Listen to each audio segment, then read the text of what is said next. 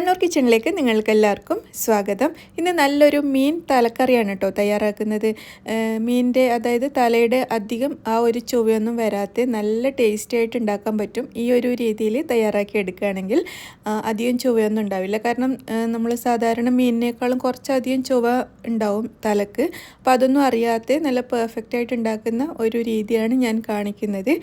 നമ്മൾ സാധാരണ fish curry ഉണ്ടാക്കുന്നതിൽ നിന്ന് വ്യത്യാസമാണ് കേട്ടോ തലക്കറി ഉണ്ടാക്കുന്നത്. അപ്പോൾ എങ്ങനെയാണ് ഇത് തയ്യാറാക്കി എടുക്കുന്നത് നമുക്ക് നോക്കാം. അപ്പോൾ ഞാനിന്ന് ഒരു അയക്കൂറയുടെ തലയാണ് കേട്ടോ എടുത്തിരിക്കുന്നത്. ഏകദേശം ഒരു 250-300 ഗ്രാമോളം മാത്രമേ ഉണ്ടാവുള്ളൂ ഈ ഒരു തല. അത്രയും അളവിലുള്ള തലയ്ക്ക് വേണ്ടിയിട്ടുള്ള ഇൻഗ്രീഡിയൻസാണ് ഞാനിന്ന് കാണിക്കാൻ പോകുന്നത്.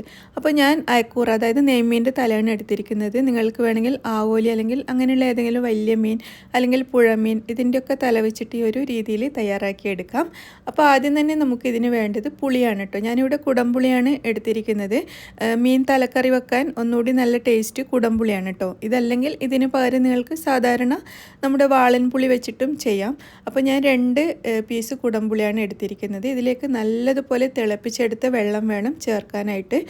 കാരണം ഈ കുടംപുളി നല്ലതുപോലെ ഒന്ന് കുതിർന്ന് കിട്ടണം. അല്ലെങ്കിൽ നമ്മൾ കുതിർക്കാണ്ട് കറിയിലിട്ട് കഴിഞ്ഞാൽ ആ കറി നമ്മൾ ഉണ്ടാക്കി കഴിഞ്ഞിട്ട് കുറേ സമയം വെക്കേണ്ടി വരും അതിൻ്റെ പുളിയൊന്ന് ഇറങ്ങി വരാനായിട്ട്. ഈ ഒരു രീതിയിൽ തയ്യാറാക്കുകയാണെങ്കിൽ നമുക്ക് പെട്ടെന്ന് തന്നെ കറി തയ്യാറാക്കി ഉടനെ തന്നെ യൂസ് ചെയ്യാൻ പറ്റും. അപ്പോൾ അതിന് വേണ്ടിയിട്ട് നല്ലതുപോലെ തിളപ്പിച്ച വെള്ളം ഒഴിച്ചിട്ട് ഒരു 10 മിനിറ്റ് ഇത് റെസ്റ്റ് ചെയ്യാൻ വേണ്ടിയിട്ട് അടച്ചു വെക്കുക. പിന്നെ നമുക്കൊരു 4-5 വലിയ വെളുത്തുള്ളിയും ഏകദേശം 1 ഇഞ്ച് വലുപ്പത്തിലുള്ള ഇഞ്ചിയും കൂടി ആവശ്യമുണ്ട്. ഇത് രണ്ടും നമുക്ക് മിക്സിയുടെ ഒരു ജാറിലിട്ടിട്ട് ഒന്ന് ചതച്ചെടുക്കാം. ഒരുപാട് പേസ്റ്റ് ആവണ്ട, ഒന്ന് ചതച്ചെടുത്താൽ മതി. അപ്പോൾ ഇത് നമ്മുടെ ഇഞ്ചിയും വെളുത്തുള്ളിയും കൂടി ഒന്ന് ചതച്ചെടുത്തിട്ടുണ്ട്. ഇത് ഞാനൊരു ബൗളിലേക്ക് മാറ്റി വെച്ചിരിക്കുകയാണ്.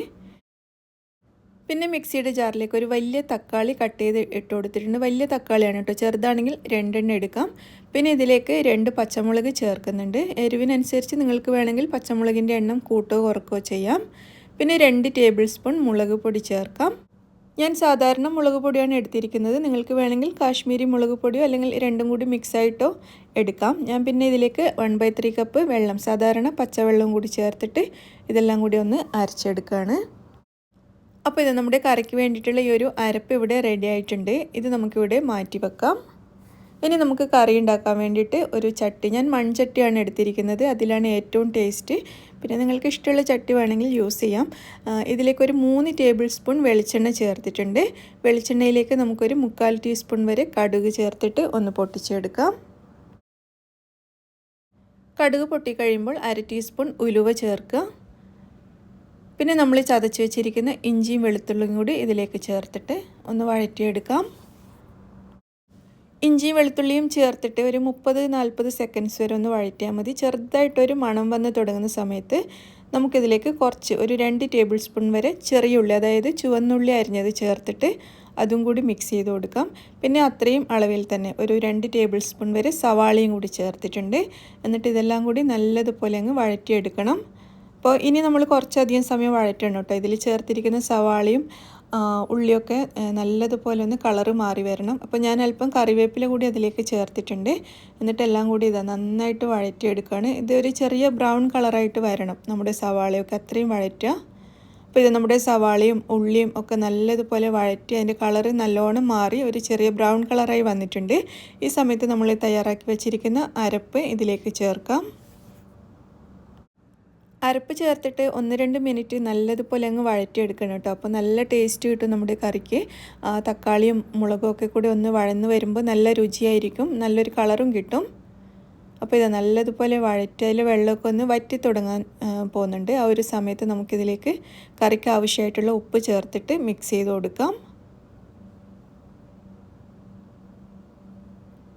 നല്ലതുപോലെ മിക്സ് ചെയ്തെടുത്തതിന് ശേഷം നമ്മൾ അരപ്പരച്ച മിക്സിയുടെ ജാറിലേക്ക് ഒരു 1/2 കപ്പ് വെള്ളം ചേർത്തിട്ട് അതും കൂടി കറിയിലേക്ക് ഒഴിച്ച് മിക്സ് ചെയ്യാം. അപ്പോൾ നമുക്ക് ഇനിയും ഇതിൽ ധാരാളം വെള്ളം ആവശ്യമുണ്ട് കേട്ടോ.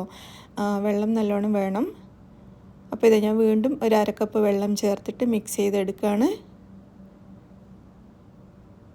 അതിനുശേഷം നമ്മൾ നേരത്തെ കുതിർത്ത് വെച്ച കുടംപുളി ആ വെള്ളത്തോട് കൂടിയിട്ട് തന്നെ നമ്മുടെ കറിയിലേക്ക് ചേർക്കുക. അതും കൂടി കറിയിലേക്കൊന്ന് മിക്സ് ചെയ്ത് കൊടുക്കാം. അതിനുശേഷം വീണ്ടും അരക്കപ്പ് കൂടി വെള്ളം ഒഴിച്ചു കൊടുക്കുകയാണ്. ഞാൻ ഈ ഒഴിക്കുന്ന വെള്ളം മുഴുവൻ സാധാരണ പച്ചവെള്ളമാണ് കേട്ടോ, ചൂടുവെള്ളമൊന്നുമല്ല. കാരണം ഇത് തിളച്ച് വരുമല്ലോ, അതുകൊണ്ട് പച്ചവെള്ളം തന്നെ ഒഴിച്ചാൽ മതി. അപ്പോൾ ഇത് വെള്ളം ഇത്രയും മതി കേട്ടോ, നല്ലതുപോലെ നേർപ്പിച്ചെടുത്തിട്ടുണ്ട്. ഇനിയിപ്പോൾ ഇത് നന്നായിട്ടൊന്ന് തിളച്ച് വരാൻ വേണ്ടിയിട്ട് നമുക്ക് വെയിറ്റ് ചെയ്യാം. ഇപ്പോൾ ഇത് നമ്മുടെ കറി നല്ലതുപോലെ അങ്ങ് തിളച്ച് തുടങ്ങിയിട്ടുണ്ട്. ഇങ്ങനെ നന്നായിട്ട് വെട്ടി തിളക്കുമ്പോൾ മാത്രമേ നമ്മളിതിലേക്ക് മീൻ ചേർക്കാവൂ. മീനല്ല, നമ്മുടെ മീനിൻ്റെ തല ചേർക്കാവൂ. അപ്പോൾ നമ്മൾ എടുത്തു വെച്ചിരിക്കുന്ന തലയുടെ കഷ്ണങ്ങൾ മുഴുവൻ ചെറിയ ചെറിയ കഷ്ണങ്ങളായിട്ടാണ് കേട്ടോ ഞാൻ ചേർക്കുന്നത്. വലിയ പീസായിട്ട് വേണമെങ്കിൽ അതുപോലെയും ചേർക്കാം. ചില ആളുകൾക്ക് വലിയ പീസ് അങ്ങനെ തന്നെ ഉണ്ടാക്കാനായിരിക്കും ഇഷ്ടം. അങ്ങനെയുള്ളവർക്ക് അതുപോലെ ചെയ്യാം. ഞാൻ ഓരോന്നും ചെറിയ ചെറിയ കഷ്ണങ്ങളായിട്ടാണ് എടുത്തിരിക്കുന്നത്. അതുപോലെ തലയുടെ അറ്റത്തുള്ള ഭാഗം ഞാൻ കട്ട് ചെയ്ത് കളഞ്ഞിരുന്നു കേട്ടോ. ആ ഭാഗം കൂടി ഇട്ട് കഴിഞ്ഞാൽ വല്ലാത്ത ചുവയായിരിക്കും. അതുകൊണ്ട് ഞാൻ ആ ഭാഗം കട്ട് ചെയ്തിട്ട് ആ താഴെയുള്ള ഭാഗം മാത്രമാണ് എടുത്തിരിക്കുന്നത്. അപ്പോൾ അതൊക്കെ ഓരോരുത്തരുടെ ഇഷ്ടത്തിനനുസരിച്ച് ചെയ്യാം. പിന്നെ തല ചേർത്തതിന് ശേഷം അത് മുഴുവൻ ഞാൻ കറിയിലേക്കൊന്ന് ഇങ്ങനെ അമർത്തി വെച്ച് കൊടുത്തിട്ടുണ്ട്. എന്നിട്ട് നമുക്കൊരു 20 മിനിറ്റ് വരെ ഇത് വേവിച്ചെടുക്കണം. തല കുറച്ചധികം സമയം വേവിക്കുമ്പോഴായിരിക്കും ടേസ്റ്റ്. മീൻ പോലെ പെട്ടെന്ന് വേവിച്ചിട്ട് എടുക്കേണ്ട. ഒരു 20 മിനിറ്റൊക്കെ വേവിച്ചെടുക്കുകയാണെങ്കിൽ നല്ല ടേസ്റ്റ് ആയിരിക്കും. അപ്പോൾ ഇത് നമ്മൾ തല ചേർത്തതിന് ശേഷം നല്ലതുപോലെ കറി തിളച്ച് തുടങ്ങിയിട്ടുണ്ട്. ഇങ്ങനെ തിളച്ച് തുടങ്ങിയിട്ട് ഒരു 20 മിനിറ്റ് വരെ നമുക്കിത് വേവാൻ വേണ്ടിയിട്ട് വെയിറ്റ് ചെയ്യാം. ഞാൻ മീഡിയം ടു ലോ ഫ്ലെയിമിൽ ഇട്ടിട്ടാണ് കേട്ടോ ഇത് വേവിക്കുന്നത്. അപ്പോൾ 20 മിനിറ്റ് കഴിഞ്ഞിട്ട് നമുക്കിനി നോക്കാം. അപ്പോൾ ഒരു 15 മിനിറ്റൊക്കെ ആകുമ്പോൾ നമ്മുടെ കറി കണ്ടല്ലോ, ഇതിങ്ങനെ തിളച്ച് വറ്റി തുടങ്ങിയിട്ടുണ്ട്. അതിൻ്റെ കളറ് നല്ലോണം മാറി വരുന്നത് നിങ്ങൾക്ക് കാണാൻ പറ്റും. ഇതിങ്ങനെ തിളച്ച് വറ്റി വരുന്തോറും നല്ല റെഡ് കളറായിട്ട്, നമ്മുടെ മുളക് പൊടിയൊക്കെ ചേർത്തല്ലോ, അതിൻ്റെ ഒരു നല്ല റെഡ് കളറായിട്ട് ഇങ്ങനെ വരാൻ തുടങ്ങും. അപ്പോൾ ഇതുപോലെ തന്നെ വറ്റിച്ചെടുക്കുക കേട്ടോ. ഫ്ലെയിം കുറച്ച് വെച്ചിട്ട് ഒരു 20 മിനിറ്റ് 25 മിനിറ്റൊക്കെ എടുത്ത് വറ്റിച്ചെടുക്കുക.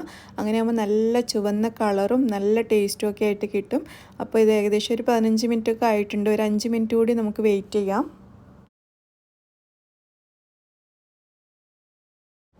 ഒരു 5 മിനിറ്റൊക്കെ ആകുമ്പോഴേക്കും നമ്മുടെ കറി ഒന്നുകൂടി നല്ലതുപോലെ വറ്റിയിട്ടുണ്ട്. പിന്നെ നമ്മളിത് ഇറക്കി വെച്ചിട്ട് റൂം ടെമ്പറേച്ചറിലൊക്കെ ആകുമ്പോഴേക്കും ഒന്നുകൂടി നല്ലതുപോലെ വറ്റി വരും. അതുകൊണ്ട് ഇത്രയും മതി കേട്ടോ, ഇതിലധികം ഞാൻ വറ്റിച്ചെടുക്കുന്നില്ല. ഇപ്പോൾ തന്നെ കറിയുടെ കളറൊക്കെ നിങ്ങൾക്ക് കാണാൻ പറ്റുന്നുണ്ടാകും. നല്ലൊരു ചുവന്ന കളറൊക്കെ ആയി മീൻ കഷ്ണങ്ങളൊക്കെ, തലയുടെ കഷ്ണങ്ങളൊക്കെ നല്ലതുപോലെ വെന്തിട്ടുണ്ട്. അപ്പോൾ ഇത്രയും മതി കേട്ടോ. ഇനി നമുക്കിത് അടുപ്പത്തുനിന്ന് മാറ്റാം. അപ്പോൾ നമ്മുടെ തലക്കറി കണ്ടല്ലോ, ഒന്ന് തണുത്ത് റൂം ടെമ്പറേച്ചറിലാവുമ്പോഴേക്കും തന്നെ ഇത് നല്ലതുപോലെ വറ്റി വന്നിട്ടുണ്ട്. കാണുമ്പോൾ തന്നെ നമുക്കിത് കഴിക്കാൻ തോന്നും. നല്ല ടേസ്റ്റാണ് കേട്ടോ. അതുപോലെ തന്നെ തലയുടെ കഷ്ണങ്ങളൊക്കെ ഉണ്ടല്ലോ, അതൊക്കെ നല്ല ടേസ്റ്റാണ്. അപ്പോൾ എൻ്റെ ഒരു അഭിപ്രായത്തിൽ നിങ്ങൾ കുടംപുളി ഇട്ടിട്ട് തന്നെ ഈ ഒരു കറി വെക്കുന്നതായിരിക്കും നല്ലത്. നമ്മുടെ നാട്ടിൽ കണ്ണൂർ ഭാഗത്ത് അധികം കുടംപുളി യൂസ് ചെയ്തിട്ട് ഞാൻ കാണാറില്ല. പക്ഷേ കുടംപുളി ഇട്ടിട്ട് വെക്കുമ്പോഴാണ് ഇത് ഒന്നുകൂടി ടേസ്റ്റി ആയിട്ട് എനിക്ക് തോന്നിയത്. നല്ല രുചിയുണ്ടായിരുന്നു. ഇപ്പോൾ കുടംപുളി ഇഷ്ടമില്ലാത്തവർക്ക് വാളംപുളി വെച്ചിട്ടും ചെയ്യാം. അപ്പോൾ ചോറിൻ്റെ കൂടെ ഒക്കെ കഴിക്കാൻ ഭയങ്കര ടേസ്റ്റായിരുന്നു. ഞാൻ ചോറിൻ്റെ കൂടെയാണ് കഴിച്ചത്. അതല്ലെങ്കിൽ നമ്മുടെ കപ്പ ഉണ്ടല്ലോ, കപ്പയുടെ കൂടെ സൂപ്പറായിരിക്കും. അപ്പോൾ നിങ്ങളെല്ലാവരും ട്രൈ ചെയ്ത് നോക്കുക. വറ്റി വരുമ്പോഴേക്കും അതിൻ്റെ കളറും രുചിയും ഒക്കെ ഒന്ന് വേറെ തന്നെയാണ്. അപ്പോൾ ഇത്രയും രുചിയായിട്ട് തലക്കറി വെക്കാൻ പറ്റുമെന്ന് ഞാൻ മുന്നേ വിചാരിച്ചിട്ടില്ല. കുടംപുളിയൊക്കെ ഇട്ട് ഈ ഒരു രീതിയിൽ വെച്ചപ്പോഴാണ് എനിക്ക് ഇത്രയും ടേസ്റ്റി ആയിട്ട് കിട്ടിയത്. അപ്പോൾ നിങ്ങൾക്ക് എല്ലാവർക്കും വീഡിയോ ഇഷ്ടമായെന്ന് വിചാരിക്കുന്നു. ഇഷ്ടമാണെങ്കിൽ ലൈക്ക് ചെയ്യാനും ഷെയർ ചെയ്യാനും മറക്കരുത്. വീഡിയോ പറ്റിയിട്ടുള്ള നിങ്ങളുടെ അഭിപ്രായങ്ങളൊക്കെ അറിയിക്കണം കേട്ടോ. താങ്ക്